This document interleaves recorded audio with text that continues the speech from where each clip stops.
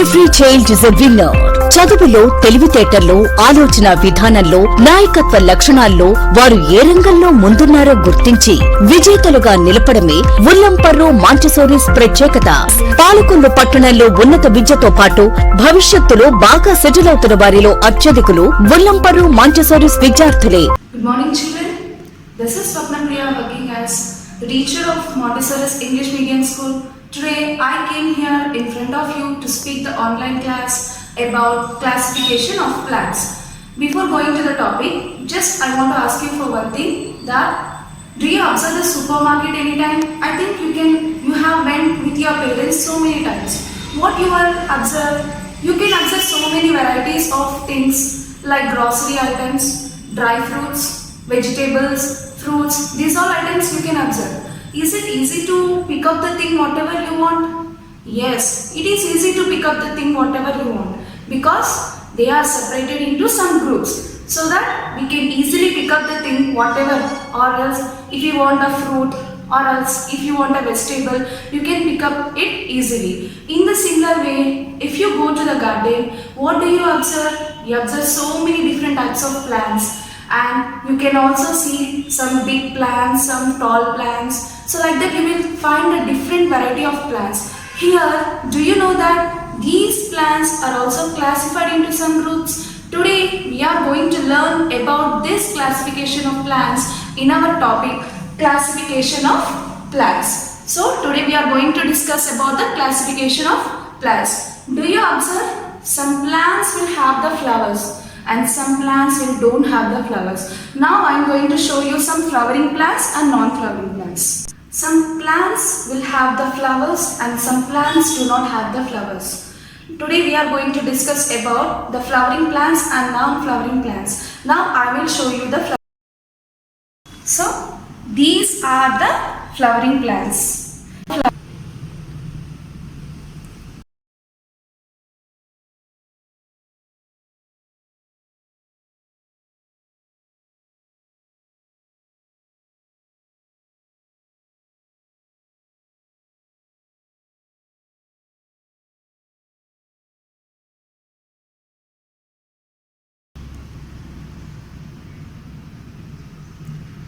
What are flowering plants? I said already for you. And non-flowering, which produce flowers. Plants which. So what are classifications of plants? This classification of plants are divided into two types. They are flowering plants and non-classification of plants. What is this classification of plants are divided into two types. They are called flowering plants and, for example, non-flowering plants. What is flowering plants? Plants which produce flowering plants are called flowering plants. For example, plants which do not produce flowers are called non-flowering plants. And for example, flowering mushrooms or non-flowering plants forms the plants which do not produce flowers. We are going to discuss.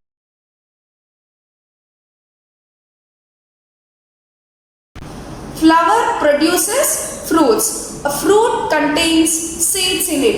If you open this fruit, we can observe the seeds in it, and seeds contains cotyledons. But they produce, that means they store the food for the baby plant. So this is divided into two types. What are that? Now I am going to show you. Monocots and dicots.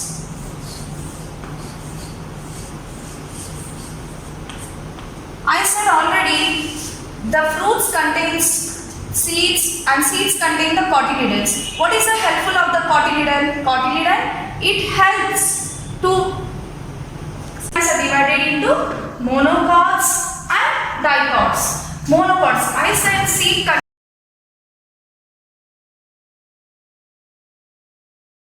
monocots and dicots. I said already, the fruits contains seeds and seeds contain the cotyledons. What is the helpful of the cotyledon? Cotyledon, it helps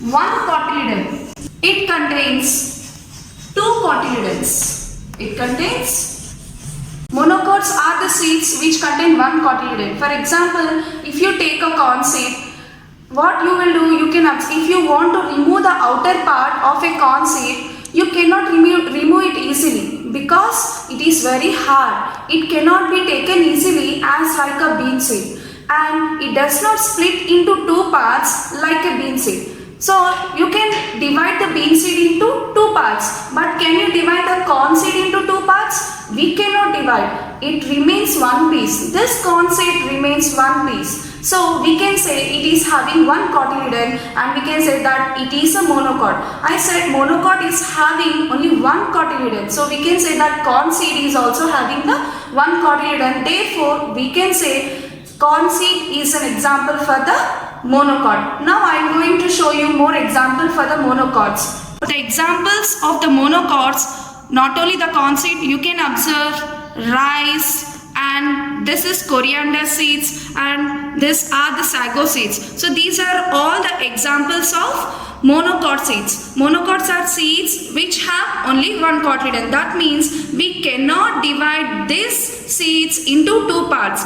It remains one piece. So we can say this is a monocot. We have already learned about the monocots. Now let us learn about the dicots. What are the dicots? I said monocots, it contains one cotyledon. That means we cannot divide it into two pieces. But here dicots, it contains two cotyledons. That means we can divide the seed into two equal parts. And now example, if you take a bean seed and you soak it for 2 to 3 days, what you observe, if you want to remove the coat of the bean seed, you can remove it easily.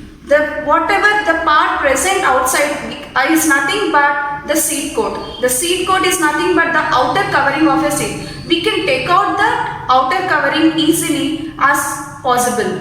Now if we remove that bean seed into two parts, we can observe a slit going into the bean seed, and this it grows into small baby plant, that is nothing but embryo. The young plant which grows in the seed is nothing but an embryo. Now I am going to show you the example for a Bengal gram seed. Now I said dicots are the example.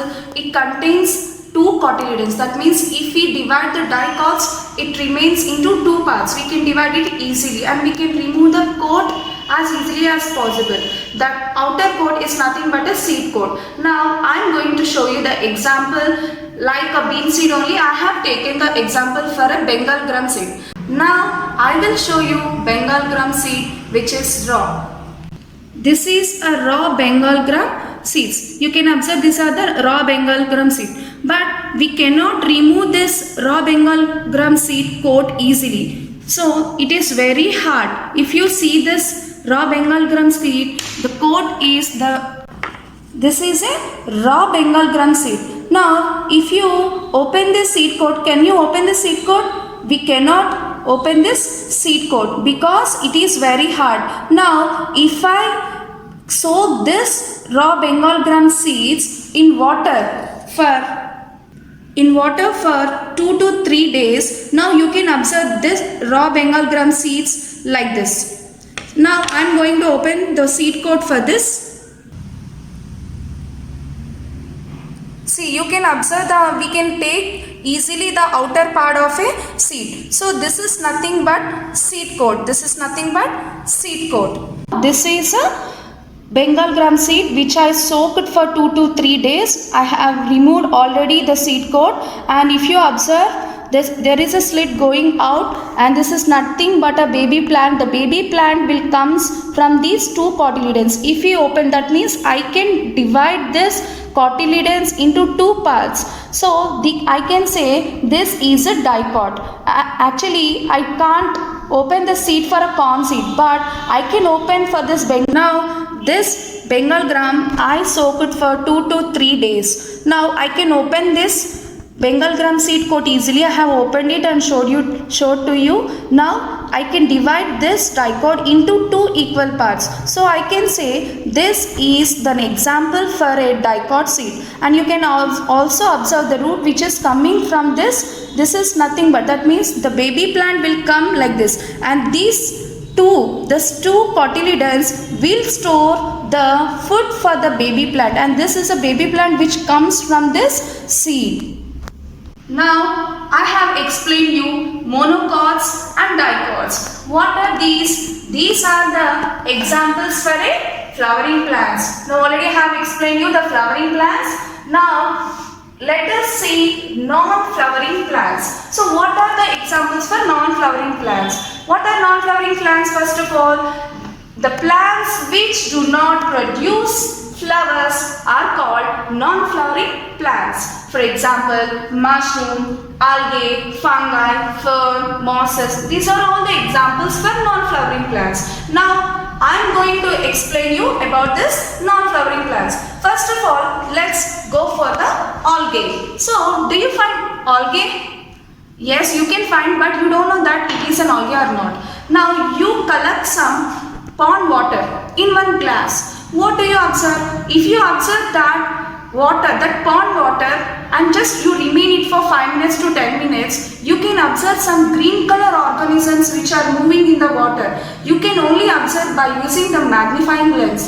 If you observe it, you can see small green color organisms which move in water, that are nothing but algae. So algae are the green organisms which can be present in the pond water or in wet soil also. And these algae contains chlorophyll. You know what is chlorophyll?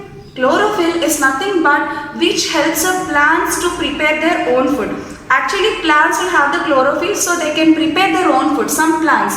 But here algae is also having the chlorophyll. So algae is also can prepare their own food by using this chlorophyll. Now let's go for the next flowering plant, non-flowering plant, that is fungi. So where do you observe this fungi?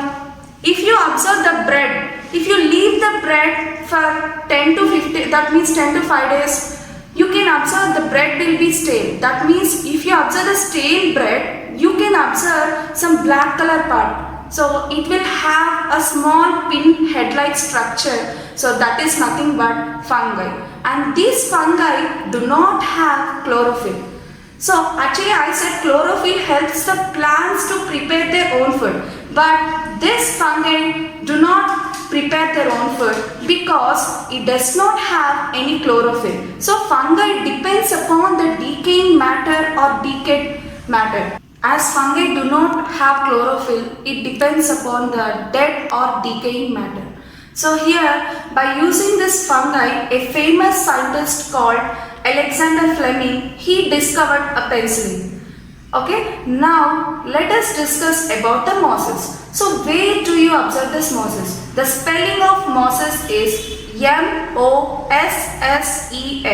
So where do you observe this mosses? If you see some wet areas, you can observe soft and green velvety patches on the rocks.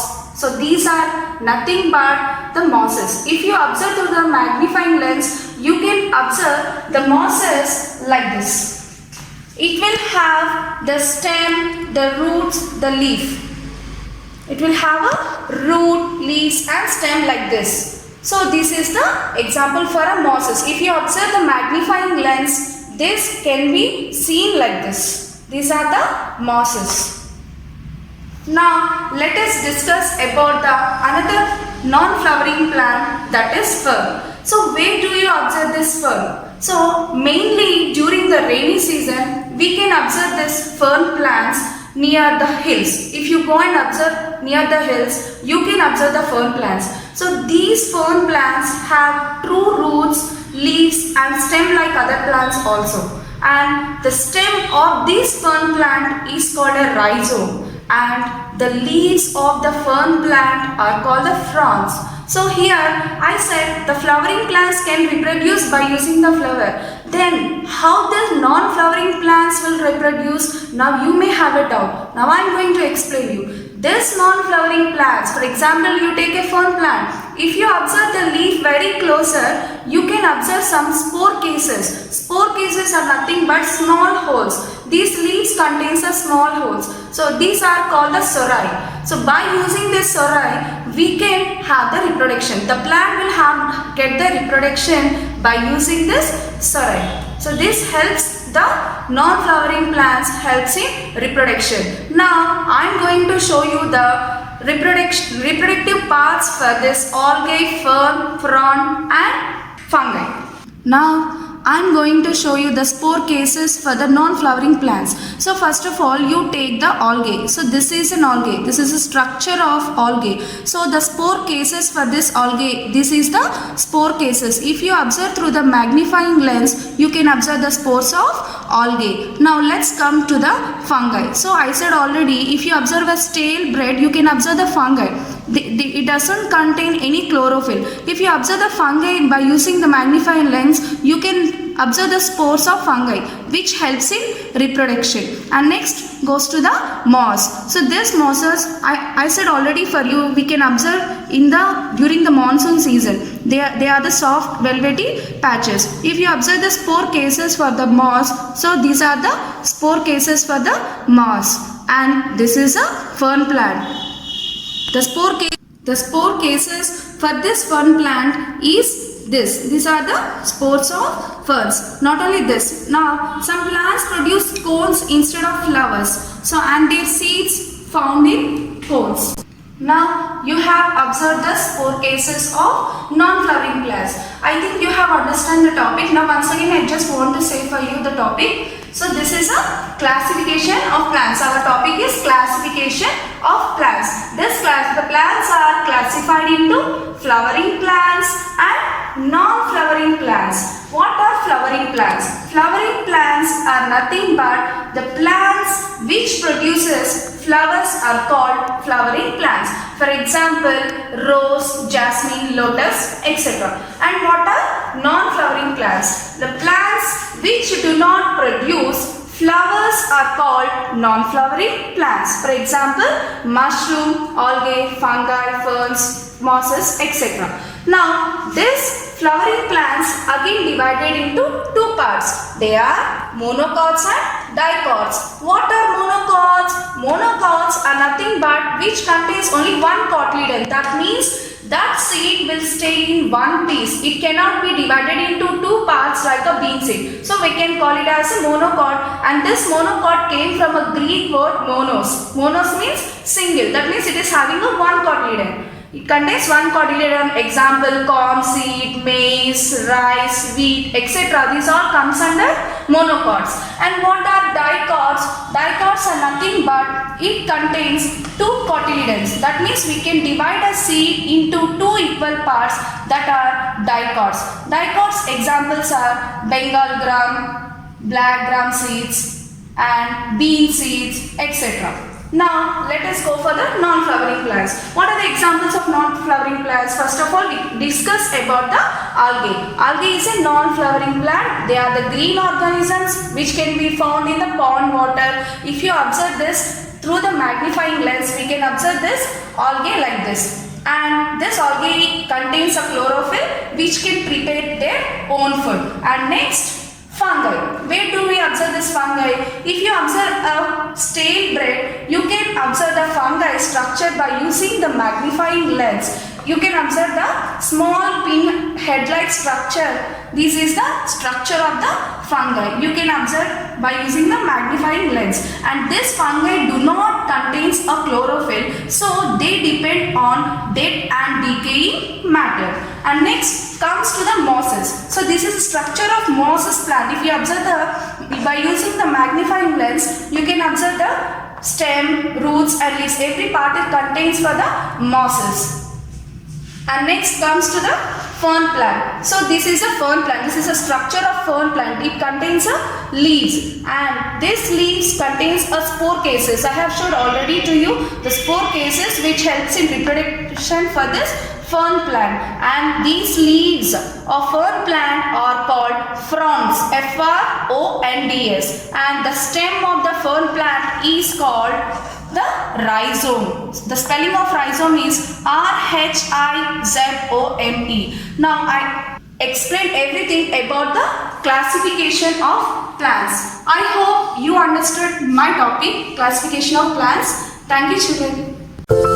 Every child is a winner. చదువులో, తెలివితేటల్లో, ఆలోచన విధానంలో, నాయకత్వ లక్షణాల్లో వారు ఏ రంగంలో ముందున్నారో గుర్తించి విజేతలుగా నిలపడమే ఉల్లంపర్రు మాంటిసోరీస్ ప్రత్యేకత. పాలకొల్లు పట్టణంలో ఉన్నత విద్యతో పాటు భవిష్యత్తులో బాగా సెటిల్ అవుతున్న వారిలో అత్యధికులు ఉల్లంపర్రు మాంటిసోరీస్ విద్యార్థులే.